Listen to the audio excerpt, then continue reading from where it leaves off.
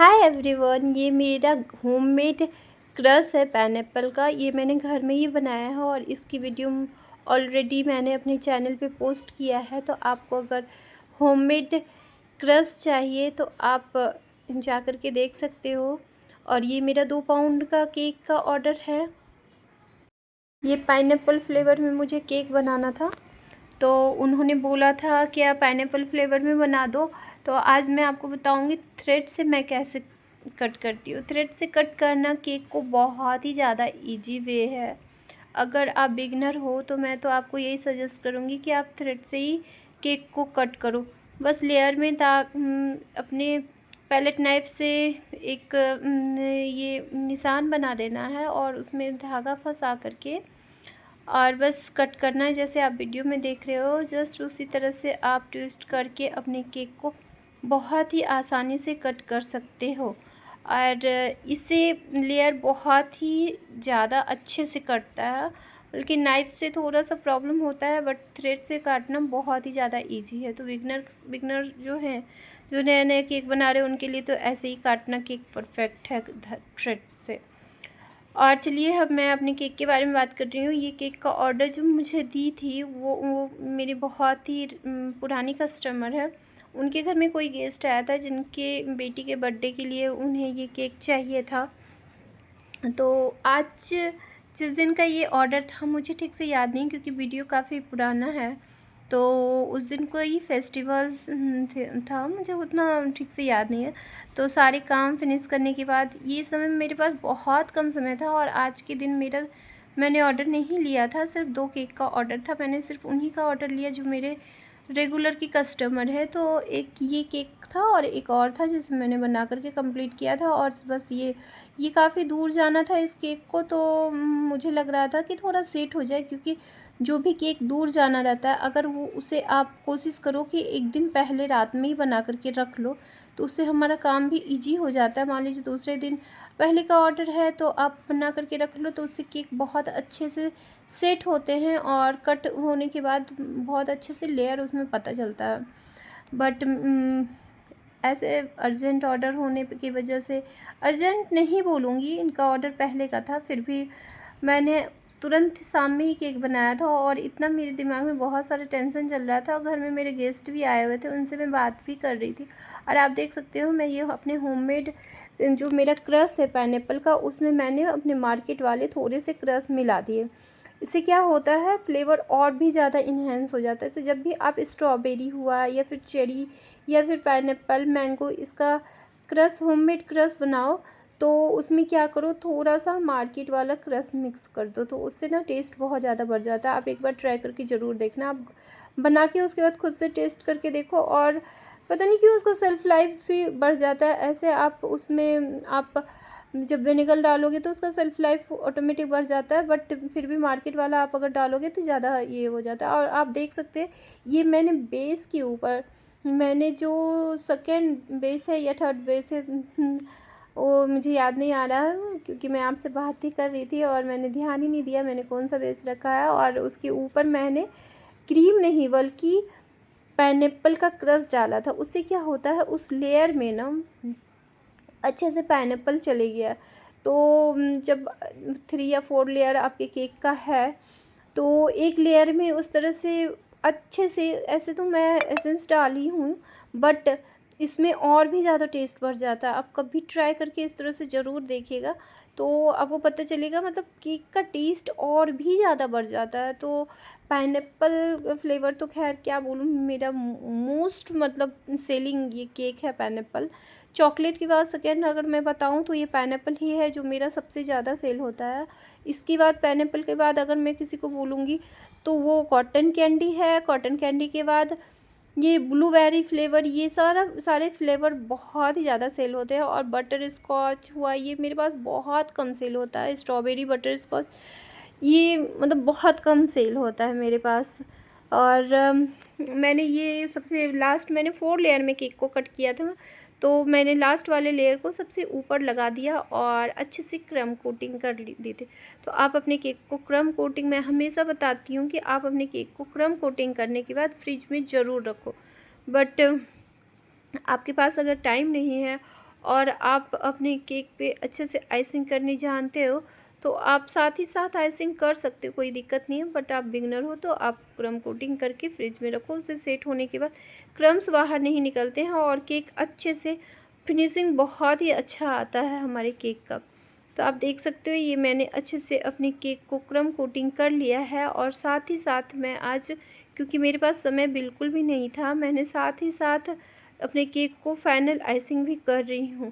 Piping bag को ना जब जब भी आप आइसिंग करो तो पाइपिंग बैग से ही करो तो वो ज़्यादा अच्छा होता है। और उसको जो आप कट करो, जिधर से क्रीम निकलता है उसे कट करो तो बहुत ही छोटा सा कट करो, हाफ इंच से भी ज़रा सा कम रहे, क्योंकि जितना मोटा अगर आप कट करोगे तो आपकी पाइपिंग बैग से ज़्यादा क्रीम निकलेगा, वो ज़्यादा क्रीम आपके केक पे फैलेगा।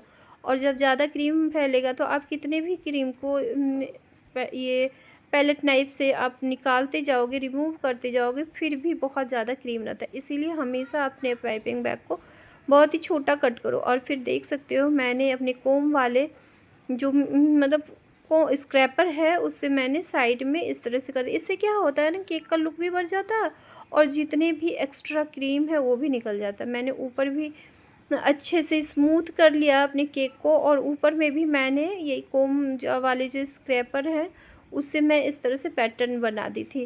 तो ऊपर और नीचे दोनों एक ही जैसा पैटर्न बना था और केक देखने में बहुत अच्छा लग रहा था। फिर मैंने अपने इस क्रीम में मैंने क्या किया था, ब्लू कलर मिला लिया था, क्योंकि मुझे ब्लू कलर से उसमें एक गर्ल बनाना था, उनका उसका ड्रेस बनाना था जो मुझे ब्लू कलर से बनाना था। एक्चुअली उन्होंने केक का पिक मांगा था तो मैंने उन्हें कुछ पिक सजेस्ट किया था। तो फिर उन्होंने खुद से ये वाला पिक पसंद किया था कि आप इस तरह से बना दो। तो फिर मैं उसी के अकॉर्डिंग, मतलब आज मैंने अपने केक में कुछ भी अपना खुद का दिमाग नहीं लगाया था जैसे जो मुझे डिज़ाइन मिला था मैं बस वैसे ही बना रही थी। नहीं तो मैं तो अपने सारे केक के साथ खुद का ही दिमाग लगाती हूँ। कस्टमर बोलते कुछ, मैं बनाती कुछ हूँ बट फिर भी मेरे कस्टमर मुझसे बहुत खुश रहते हैं। और क्योंकि मुझे पता नहीं क्यों मुझे कॉपी करना बिल्कुल पसंद नहीं आता, इसलिए फिर भी एक इनका था कि ऐसा ही केक आप बना दो। और कस्टमर जो थे वो बाहर के थे तो मैंने उतना कुछ ये नहीं किया, मतलब बाहर के जो केक कट करने वाली थी वो बाहर के थे और कस्टमर तो मेरे बहुत पुराने थे रेगुलर के। तो उन्होंने मुझे ऑर्डर दिया था कि उनके घर में कोई गेस्ट आया है। तो फिर अच्छा चलिए केक के बारे में बात करती हूँ। मैंने ऊपर अच्छे से स्मूथ कर लिया था अपने केक को। जब मैंने ये किया था तब मुझे याद आया कि ऊपर में उन्होंने जो डिज़ाइन दिया था उसमें तो इस तरह से नहीं बना हुआ था पैटर्न, इसलिए मैं थोड़ा सा स्मूथ करने का अपने केक को कोशिश की थी। बट मैंने अपने केक को बना के फ्रिज में रख दिया था जिसकी वजह से वो सेट हो गया था। मैं चाहती तो थोड़ा सा पानी का स्प्रे करके और केक को अच्छे से सेट कर सकती थी, मतलब फिनिशिंग दे सकती थी, ऊपर स्मूथ कर सकती थी। बट समय कम रहने की वजह से मैंने उतना नहीं किया। और ये गर्ल वाले टॉपर को मैंने इस तरह से प्लेस कर दिया था। और अब इसका मुझे ड्रेस बनाना था और ड्रेस बनाने के लिए मैंने अपने पाइपिंग बैग में नोज़ल को लगा दिया था। और ये शायद मुझे जहाँ तक याद है ये रोज़ वाला नोज़ल था और जिससे मुझे इसमें ड्रेस बनाना था। तो बस और मैं अपने केक के ऊपर ड्रेस बनाते जा रही थी। और जिस दिन ये केक मैं बना रही थी मुझे अच्छे से याद है उस दिन इतनी भयानक वाली गर्मी थी ना, बहुत ज़्यादा गर्मी थी। और मेरे घर में गेस्ट भी आए हुए थे, मतलब गेस्ट नहीं आए थे, मेरे भैया भाभी आए हुए थे, मम्मी आई हुई थी। तो फिर घर में काम भी थे, तो फिर उसी में ये केक का भी काम चल रहा था।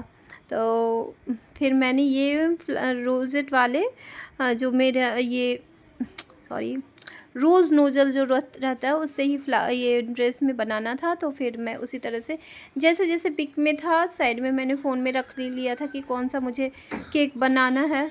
और बस मैं देख कर के वैसे ही बनाते जा रही थी। मैंने बोला ना आज के केक में मैंने अपना कुछ भी दिमाग नहीं लगाया था बस मैं समझो तो आज मैं कॉपी कैट बन गई थी और बस जैसा ही उन्होंने बोला था वैसा वैसा मैं कॉपी करते जा रही थी केक के ऊपर। तो मतलब बोला नहीं था, जैसा उन्होंने पिक सजेस्ट किया था वैसा ही मैं बनाती जा रही थी अपने केक के ऊपर। तो फाइनली धीरे धीरे करके मैंने हर एक रोज़ पेटल्स को बनाते बनाते अपने केक को कंप्लीट किया। और ये रोज़ पेटल्स बनाते वक्त ना आप एक बात का ध्यान रखो कि अपने हाथ को ना थोड़ा हल्का हल्का रोटेट करते जाओ, तो उसके हर एक पेटल्स बहुत अच्छे से बनते हैं। थोड़ा सा मतलब सिर्फ हाथ का मूवमेंट पे आपको ध्यान रखना पड़ेगा, तो फिर आपका काम बहुत ही ज़्यादा इजीली हो जाता है। तो इस तरह से करते करते धीरे धीरे, और क्रीम भी मेरा काफ़ी मेल्ट हो रहा था, क्योंकि मैं बताई ना कि उस दिन बहुत भयानक वाली गर्मी थी, बहुत ही ज़्यादा गर्मी थी। और फिर ये जो मैंने ऊपर में टॉपर लगाया था ना, तो इसमें क्या हो रहा था कि मतलब वो ना बार बार क्रीम पर से हट जा रहा था। तो उस वजह से मुझे लगा कि ये क्रीम पे सही से नहीं हो रहा, मतलब हट नहीं जा रहा था, उठ जा रहा था, जैसे वो सही से उस पे प्लेस नहीं हो रहा था, वो क्रीम को छोड़ दे रहा था और वो ऊपर उठ जा रहा था। तो फिर मैंने क्या किया, उसे ले जा कर के मैंने उसके पीछे सेलो टेप लगा दिया। मैं उसे आपको नहीं दिखा पाई, क्योंकि संभव नहीं होता है बार बार हाथ में वो फ़ोन लेकर के या इधर उधर जाना। मैं जो भी काम करती हूँ मैं अकेले ही सब कुछ मैनेज करती हूँ, केक बनाना हो या फिर फ़ोन को हैंडल करना हो, सब कुछ। तो इस वजह से मैं नहीं दिखा पाई। बट मैं आपको बता रही हूँ कि जब भी आपको इस तरह से हो कि कोई पिक्चर फ़ोटो आप लगा रहे हो केक के ऊपर और वो नहीं उस पे हो रहा है, बार बार वो छूट जा रहा है, केक की क्रीम के ऊपर छोड़ दे रहा है, अलग हट जा रहा है, तो आप वैसे में पीछे में ना आप सेलो टेप लगा लो। ये वाइट वाले जो होते हैं, वो पारदर्शी जो होते हैं पन्नी वाले, तो वो आप लगा दो और उसके बाद अपने केक के ऊपर प्लेस करो। तो उससे क्या होता है ना, दो दो आपको फ़ायदे इसके होंगे। एक तो अच्छे से प्लेस हो जाएगा आपका फ़ोटो, और दूसरा आपका फ़ोटो बिल्कुल भी ख़राब नहीं होने वाला। कितनी भी देर वो क्रीम के ऊपर रहेगा, वो कुछ भी नहीं होने जाने वाला। ऐसे हम जो लगाते हैं प्रिंट, वो तो ग्लॉसी प्रिंट वाले होते हैं, वो ख़राब नहीं होते हैं। फिर भी आप इस तरह से करोगे तो ज़्यादा अच्छा रहता है। ये फाइनली मैंने जैसे-जैसे उसमें पेटल्स बने हुए थे, मतलब जैसे-जैसे उसमें फ्लावर बने हुए थे, वो सारे मैंने अपने केक के ऊपर बना लिया। जैसे उसमें स्प्रिंकल्स लगे थे, बस वैसे मैंने बता दिया आपको कि आज तो मैं कॉपी कैट बन गई थी। जैसा-जैसा था वैसे-वैसे मैंने कॉपी कर दिया था। और ये जो भी फ्लावर पे ये लगे हुए थे पर्ल वाले स्प्रिंकल्स, वो मैंने अपने केक के ऊपर लगा दिया था।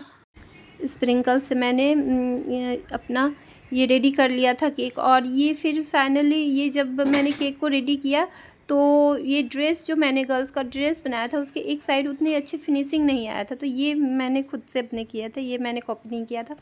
इसे जिस साइड मेरा वो ख़राब हो गया था ड्रेस, वहाँ मैंने छोटे-छोटे से क्रीम से मैंने स्टार की तरह बना दिया था। तो वो एक लाइन जब बना लिया था, ड्रेस का लुक और भी ज़्यादा खूबसूरत लगने लगा था। फिर वहाँ पे मैंने एक सोचे बटरफ्लाई लगा दूँ, क्योंकि गर्ल्स का बर्थडे है और इसमें बटरफ्लाई ना, मुझे बटरफ्लाई बहुत ज़्यादा पसंद है। इसीलिए आप देखते हो कि मैं जब भी अब केक बनाती हूँ ना, तो उसके ऊपर एक बटरफ्लाई बिठा देती हूँ। तो मैं अपनी भाभी से भी पूछ रही थी कि बताइए किधर बटरफ्लाई बनाऊँ, क्योंकि वो भी केक बनाती है, तो वो मैं उनसे पूछ रही थी कि किधर बटरफ्लाई लगाऊँ, इधर लगाऊँ, उधर लगाऊँ, कभी-कभी दिमाग काम नहीं करता है। तो फिर उन्होंने बोला क्योंकि केक के ऊपर बटरफ्लाई नहीं लगा हुआ था, ये सब मेरा खुद का किया हुआ था। तो फिर मैं इस तरह से अपने केक के ऊपर बटरफ्लाई बिठा दी और खूबसूरत लग रहा था ये। मतलब वाइट ब्लू गर्ल के लिए बिल्कुल भी पसंद नहीं आ रहा था मुझे, तो इस पे थोड़े से पिंक पिंक बटरफ्लाई अच्छे लग रहे थे। तो देख सकते हो मेरे केक का ये फाइनल लुक। अगर आपको पसंद आया है तो प्लीज़ मेरे चैनल को like and subscribe. Thank you for watching, bye bye. और हाँ, प्लीज़ सब्सक्राइब करके जाना।